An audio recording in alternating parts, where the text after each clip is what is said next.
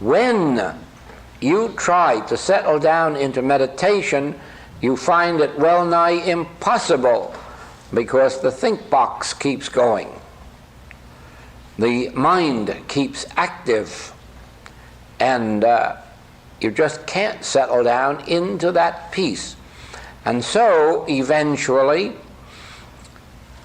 there revealed itself to me a way whereby we can settle down to peaceful meditation, and that begins with what in our book we have called practicing the presence.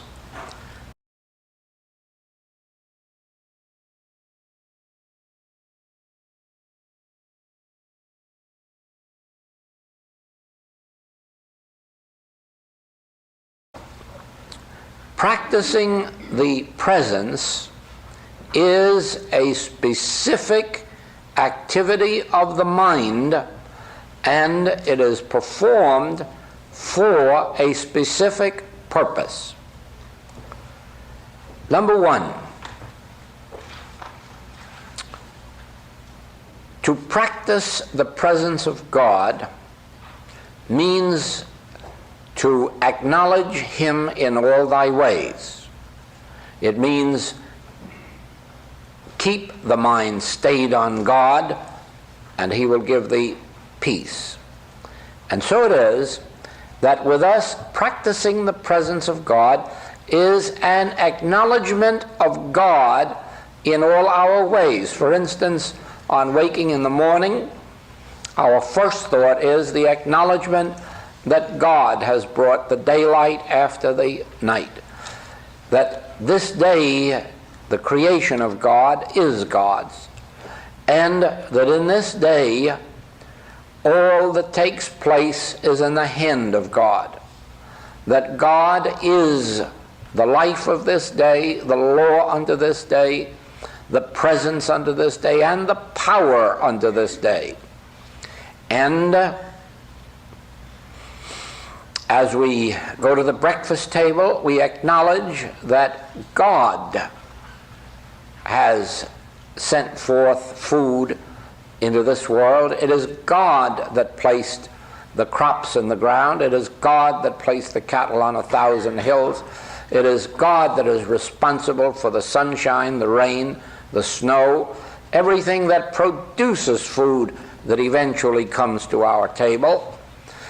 As we leave home, we pause before going through a doorway to realize consciously that God's presence goes before me to make the crooked places straight, that God will be the cement of our relationships with all those we meet throughout the day. When we go to business, when we go to any task, it is with the realization, He performeth that which is given me to do. He perfecteth that which concerneth me. It's an acknowledgement that I can of my own self do nothing, but the Father within me is doing the works. And at lunchtime and at dinner time, we are again acknowledging God. Even to go for a glass of water is to acknowledge that this has been given to us by God's grace. And whatever benefit it has in our system must be part of God's grace, because man surely had nothing to do with the qualities of water, except recently to spoil it a bit. Now, when we make a practice of this, when we keep our mind stayed on God in this way throughout the day and night, when we acknowledge God as the health of our countenance, as our safety and security, as our all, it is only a very few days can pass until you find within yourself an inner peace at least more peace than before, and perhaps even a greater assurance, because by now you have acknowledged so often the reality of God in your human experience, the presence and the power of God that comes back to you from within you, the assurance you're right, I am with you, I do go before you. You receive some kind of an assurance that stops a great deal of your anxious thought, concerned thought, worried thought, fearful thought, because now you are entertaining God consciously within you. And it is an impossibility to walk up and down the world with God consciously with us and fearing or doubting or hating. And so it is then that this practice of God gives us something of an inner peace. Now, when we sit down, we will find that the mind is not as rambunctious as it was before. Now it is more subject unto us, so that when we sit down and commence to contemplate God's grace, God's availability, God's presence, it only takes a very few moments of that contemplation until inwardly thought really quiets down, sometimes only for a couple of seconds, but that couple of seconds can be recaptured several times. And as you continue then in both practicing the presence and meditation, you will find that eventually this inner peace will remain with you for as much as a minute.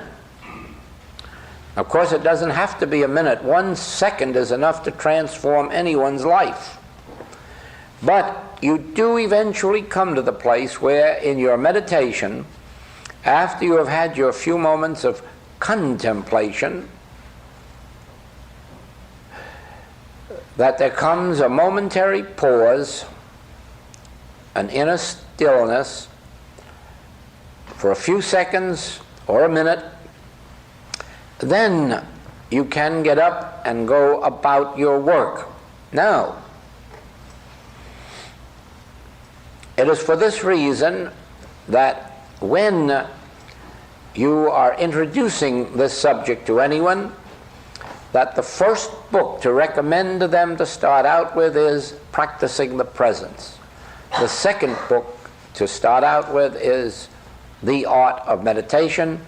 And after that, of course, they can follow any order that suits their own unfoldment. The main thing is that every individual live their lives in practicing the presence of God and in meditation. Now, to live without the practice of the presence of God, to live without the continuous acknowledgement of God's love, God's grace, God's life, is really to live the life of the walking dead. Because even life is only death when it's separated from God. As you will find, and as some of you have already found, that once you are consciously living with God, once you have brought God into conscious living with you, so that your mind is stayed on God, you will find that a whole new dimension of life opens to you. It will never again be a life separate and apart from God. It never again will be the branch of a tree that is cut off and withereth. You are a branch of a tree that is cut off and withereth unless you have God consciously in your consciousness. When you have God consciously in your consciousness, You have the Spirit of God dwelling in you, and you are a child of God. When you have the truth of God's love, God's life, God's omnipresence, God's omnipotence, God's omniscience, when you have that dwelling in your consciousness continuously, you are dwelling in God continuously. And those who dwell in God, none of these evils of the world shall come nigh thy dwelling place. But you must remember that your consciousness is the connecting link between you and God. And God, absent from your consciousness, makes of you a tree, a branch of a tree that is cut off. But your consciousness, imbued with God, your consciousness filled with God, has the indwelling presence, has the Spirit of God dwelling in you, constitutes the Spirit of God dwelling in you, and now you are consciously living in God. Then when you sit down to your meditations, you will find that it does not take you long to have an inner response. And this inner response means it's really a signal. It's a signal announcing God's presence. Now, this is the point. When in your meditation you feel this inner response, this something that lets you know that God is on the field, you have attained your entire goal of life. After that, you have nothing left to seek, to work for, to strive for, or to think about. The reason is this: the presence of God, consciously realized, is your bread, your meat, your wine, your water, your dwelling place, your safety, and your security.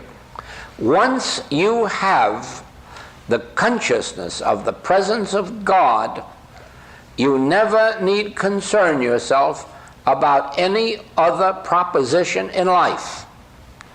Everything is added unto you. Everything is performed for you. Everything is done for you. I've quoted to you Saroyan's statement, I don't feel that I'm living my life.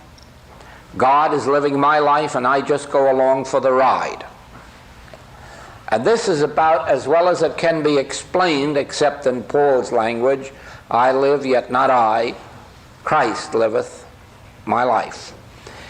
There is a complete relaxing from effort. Don't misunderstand. It's not a complete relaxing from work. I'm afraid that once you have the conscious awareness of the presence of God, you'll have to do as the rest of us do. You'll have to work double hours. There's too much given us to do to accomplish it in 1 8-hour day. So most of those who attain this usually work 16-hour days. You will never be short of work. So don't think that this means that when you acquire God, you just have nothing to do but look at the landscape. You have work to do, but you have no anxious thought. You have no possibility of failure. You have no possibility of lack or limitation in the field of economics, regardless of what may be happening out in the world. You will have no lack of companionships at every level of your life where companionships are needed, whether it is a partner in business or a partner in the home. You will have companionships at every level necessary to your experience. You'll have home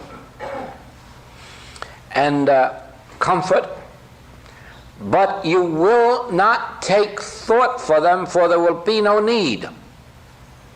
There never is a need for taking thought for anything that concerns this life once this contact is established and maintained.